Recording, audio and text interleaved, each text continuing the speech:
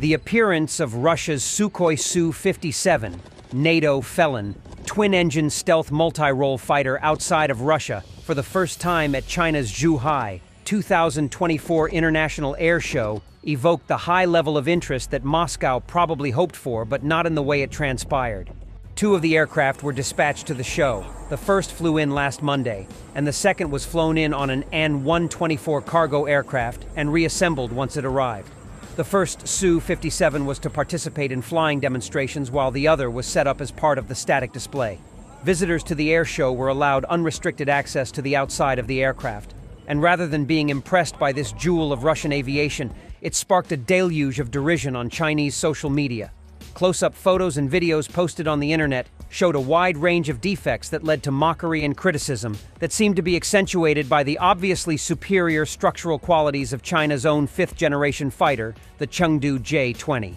While some military commentators pointed out the static Su-57 Bort number, registration number, which gave it the designation T-50-4, serial number 054, indicated it was an early pre-2019 prototype, but did not excuse the poor quality that was on display, with some of the defects casting doubt on whether it is truly a stealth aircraft.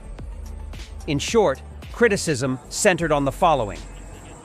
Fuselage panels were attached to the frame of the aircraft using a huge number of bolts.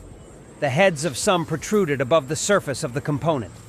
The tail section was attached using a hodgepodge of screws and bolts with different fastening slots: Phillips type, crosshead, straight, and hexagonal.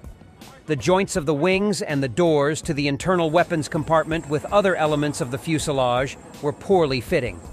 Even accepting that the aircraft was assembled on site in a not ideal situation, it seems counterproductive to have demonstrated an aircraft in that condition. While China is not a prospective customer for the Su-57, the Zhuhai show is hosting visitors from Asia, Africa, South America, and the Middle East, who could be potential clients. It seems more likely that Moscow's motivation for sending the aircraft was as an attempt to demonstrate the close defense and technological relationship that now exists between Beijing and Moscow.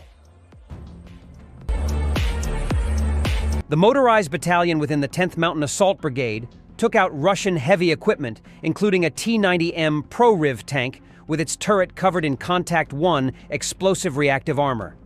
Joint effort by the 60th and 66th Mechanized Brigades.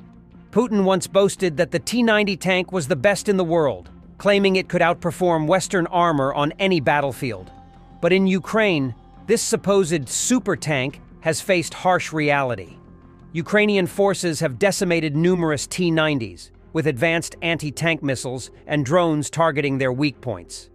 Footage shows T-90s abandoned or destroyed, failing to live up to the hype. The loss of these tanks has not only impacted Russian morale, but has also cast doubt on Russia's ability to produce reliable modern armor in real combat. Each loss of a T-90 not only exposes its vulnerabilities, but also shatters the myth of Russian armored supremacy, forcing Russia to reconsider its battlefield strategy. And we have more pain for the Russian armor. Joint effort by the 60th and 66th Mechanized Brigades. A Russian BMP was destroyed by FGM-148 Javelin ATGM fire in the Lyman direction. The German defense concern Rheinmetall will soon complete the construction of a second military enterprise in Ukraine. This was stated by NATO Secretary General Mark Rutte at a press conference with German Chancellor Olaf Scholz in Berlin. He emphasized that the development of the defense industry is key to the security of Europe and the defense of Ukraine. Rheinmetall just opened the first plant in Ukraine. Construction of the second plant will be completed soon, Rutte said. Rutte added that Rheinmetall has also seriously increased the production of ammunition since 2022. In addition, according to the Secretary General, German industry is extremely important for NATO and Ukraine. Recently, the General Director of Rheinmetall, Armin Paperger, announced his intention to open a total of 4 factories in Ukraine. It will be recalled that the Italian company Leonardo SpA and the German Rheinmetall AG agreed to create a joint venture for the production of military combat vehicles in Europe. Also in April, Lithuania signed a memorandum of understanding with the German defense concern Rheinmetall, which lays the foundation for the construction of an artillery ammunition factory in the country. Russian propagandist Margarita Simonian asks all Russians to donate money to the Russian army. Every person who has such an opportunity should actively participate in helping the front. It's getting harder for Russia to finance its war economy. I think that everyone who has the ability should actively participate in supporting the front. I know, for instance, a retired lady who sends 1,000 rubles each month from her tiny pension.